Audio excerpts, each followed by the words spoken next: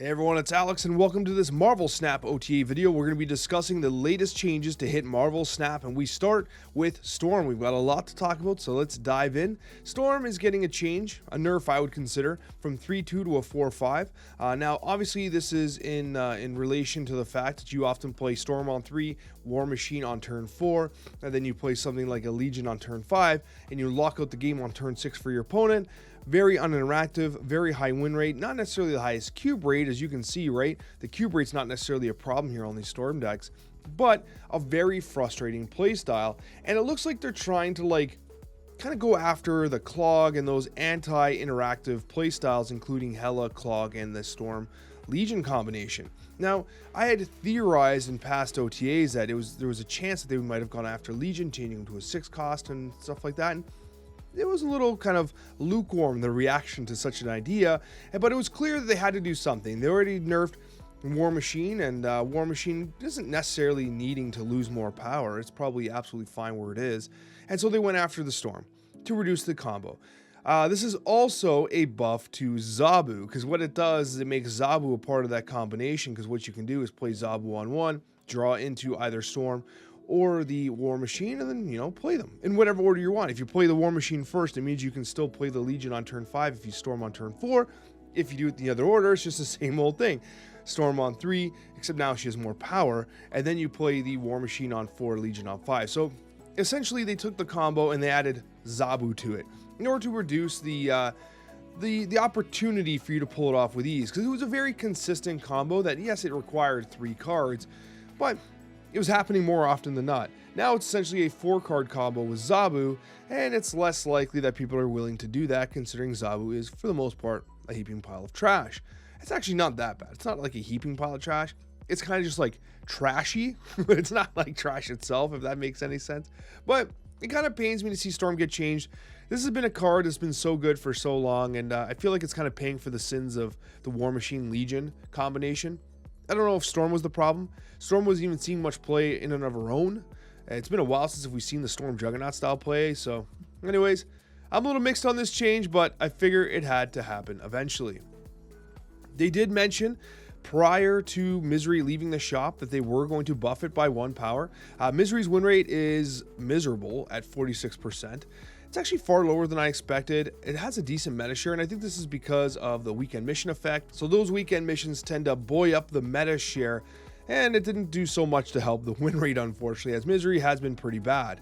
The extra power does help. One of the major issues, as they've identified in the note here, is that Misery wipes the board of power, right? So the 4-7 almost feels like a 4-0 half the time, especially with some of the lines we were playing, which included things like White Widows, which got nerfed, Black Widow, and then something like a Misery. You're wiping quite a bit of power off your board in order to reproc those effects, which, yes, of course, those effects are awesome. They're incredibly impactful and annoying as heck for your opponent. But you win Marvel Snap by putting power on the board. And Misery kind of goes in reverse of that. You know what I mean? It's like a negative power play at some point. So anyways, it's interesting to hear what Misery's going to do. I do think that it's a little more viable than it was before, but I don't think it's actually legitimately meta viable yet. At 4-8 though, the power is legit. We'll have to see if we can brew some combinations that might make it a little more exciting.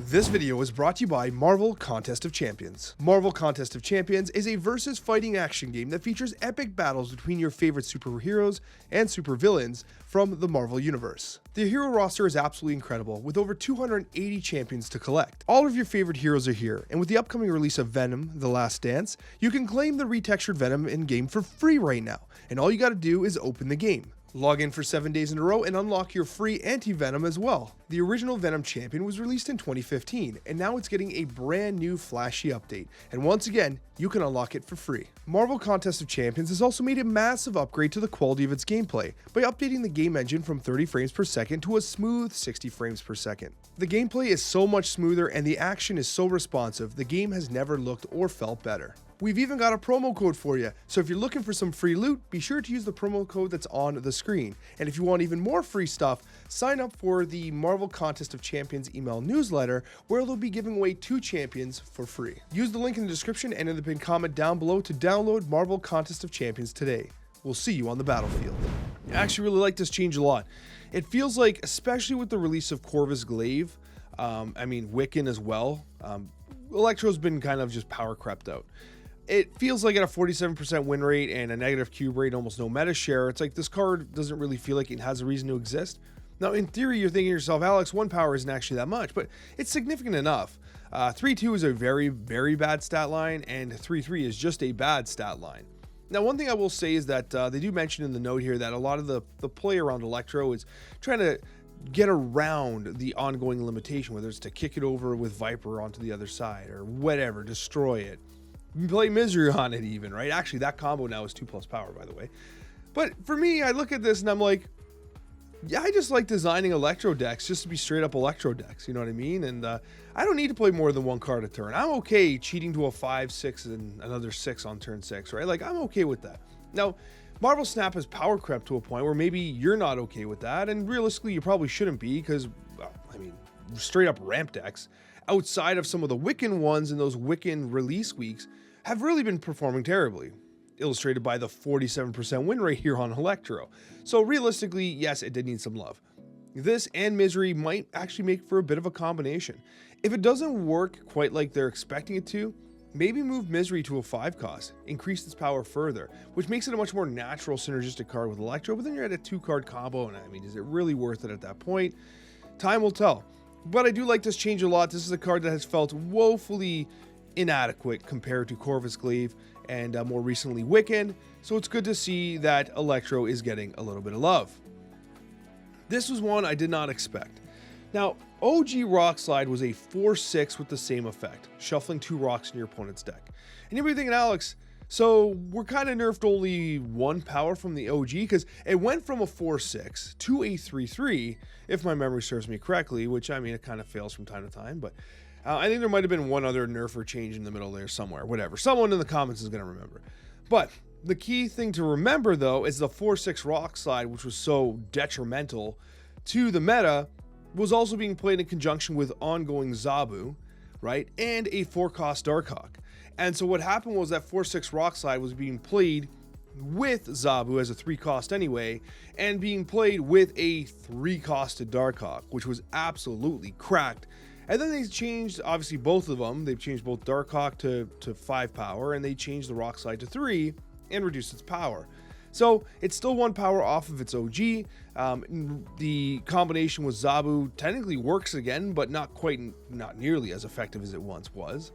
And overall, what they're trying to do is just minimize the disruption of rocks. But what this does do is it makes Korg a little more valuable, a little more viable, because in effect, like, it makes Korg's like early opportunity to draw into those rocks a little more like, hey, that's a thing that Rockslide doesn't do as effectively anymore. There's still ways to get around this. I don't know if Zabu, this is a second like low-key Zabu buff in this specific set of notes. I don't know if this is enough to like make Rockslide Zabu decks, for instance, but hey, maybe it is. I don't know. But it is a major change to Rockslide. Rockslide did really like being played on turn 3, especially when you consider a lot of the Darkhawk decks could play something like a Darkhawk on turn 5, Mystique turn 6 with Rockslide on turn 6 as well. Now at 4 cost, you can't do that unless you're on turn 7 or if you have a ramped energy. And so now Mystique, Darkhawk, and Rockslide are no longer a 2-turn combo on 5 and 6, which is detrimental to those decks for the most part. So I do think the Darkhawk decks are going to get hit pretty negatively by this change. Hail to the King, Shadow King. Now this here is a totally unnecessary buff. This is wildly unnecessary. 2-3? Are you kidding me? Shadow King is literally one of the best cards in the game now. Now you're thinking, Alex, it was a 49% win rate, or 50 almost basically. Like, come on, how much cope is this? It had a 17% meta share according to Untapped, right? And the other thing about Shadow King is that the card is an absolute phenomenal card. Yes, was it statted a little awkwardly? Yes, it's not great stats. But what made Shadow King hard was that you had to play it near the end of the game. And you had to be very wary of impacting your own cards. So it kind of fit in like these niche decks. It was often making a lot of Zoo decks because you would play it and hopefully you dodge your Gilgamesh or something like that or whatever. You can't even do that on turn 6 necessarily, but you know what I mean, right? You're playing it into the Zoo decks most often.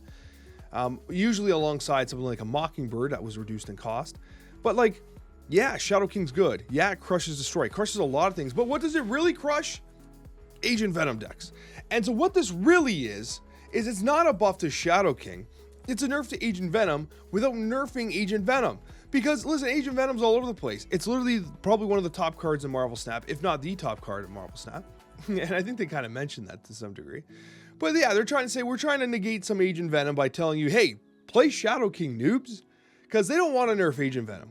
Agent Venom at 2-4 is probably insane. It probably needs to be 2-3 minimum. Let's be honest. So they don't want to do that to the Season Pass card. It's got that plot armor, right? It's got that thick-ass plot armor. And so they buffed the Shadow King. Am I against this? No. I get it. Like, if I'm Glenn, if I'm second dinner, I'd probably do the same thing. You know, you got to protect the piggy bank, I guess. But let's be honest, Shadow King's getting buffed because someone has to take a little bit of power off Agent Venom. This I hate.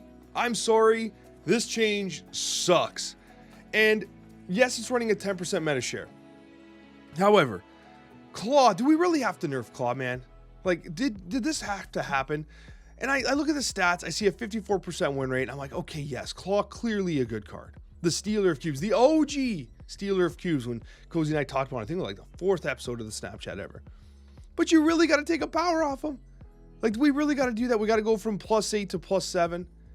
Oh, it's painful, man. It's so painful. And yeah, I get it as a Series 1 card. He impacts the new player experience. But like, oh man, Cozy's going to love this. The new player experience. We got to protect the new player experience. There's no way. I'm actually so disappointed with this change. You just leave Klaw alone. It was fine. It was a good card. There's a chance a lot of you out there weren't even playing Klaw still. You know what I mean? Like, Klaw you knew was good and he was finally good, but you were still like playing Iron Man because he was better with Agent Venom anyways and stuff like that. Like, Klaw had his role. He was not like completely destroying the meta. There was nobody on Reddit being like, yo, someone's got to nerf Klaw. I did not see a single Twitter post. Someone be like, bruh, Klaw cracked.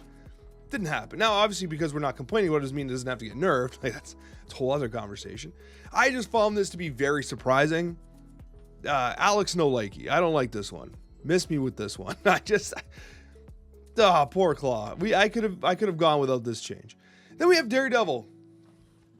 This is wild to me, and I actually like it. I don't mind it. But what this is really indicative of is not that Daredevil needed a buff. It's that 2 costs have been power crept to like all hell. Like, let's be honest. A 2-2 Daredevil was absolutely fair for the longest time. In fact, near the launch window of Marvel Snap, it was legit a really good 2-drop. It was legit. And now it's like, why would you play Daredevil at 2-2 and lose tempo on turn 2? And if you don't play it on turn 2 and you play it on 3 or 4, then you're just behind it anyway. Everything's gotten so greedy in Snap that Daredevil needs to be a 2-3 with an amazing effect. Let's be honest, it's an incredible effect. And yet, people still didn't play it. And it ran at 47%. Imagine being able to see your opponent's exact play on turn 5 and running a 47% win rate and a negative cube rate. That is how power crept 2 costs are. Okay.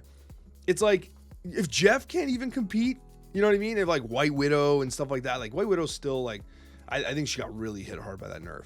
But you had White Widow, now you have Agent Venom.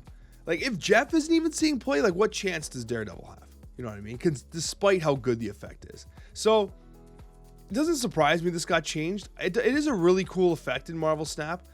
But this is a very powerful card now. Like, this is just a super good card. So I was surprised to see this change a lot. Now, this was one I did not have on my list. Typhoid Mary.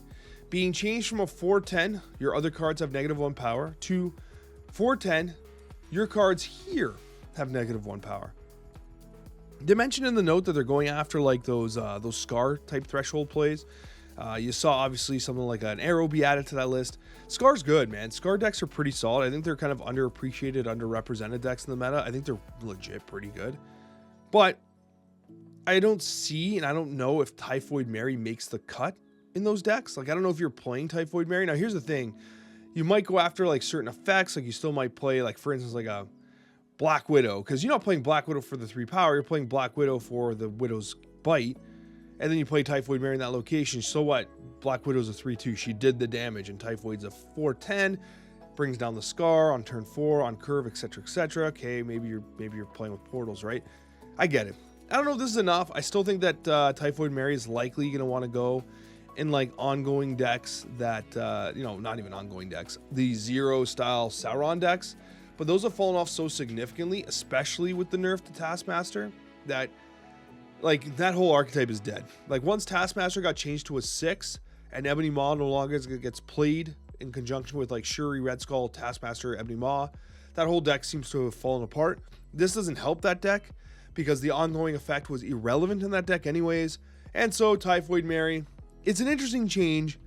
I'd be surprised if it does too much to move the needle. Thank you so much for watching, guys. I sincerely appreciate every one of you. Subscribe if you haven't already. Hit that like button while you're there, and we'll see you on that next one.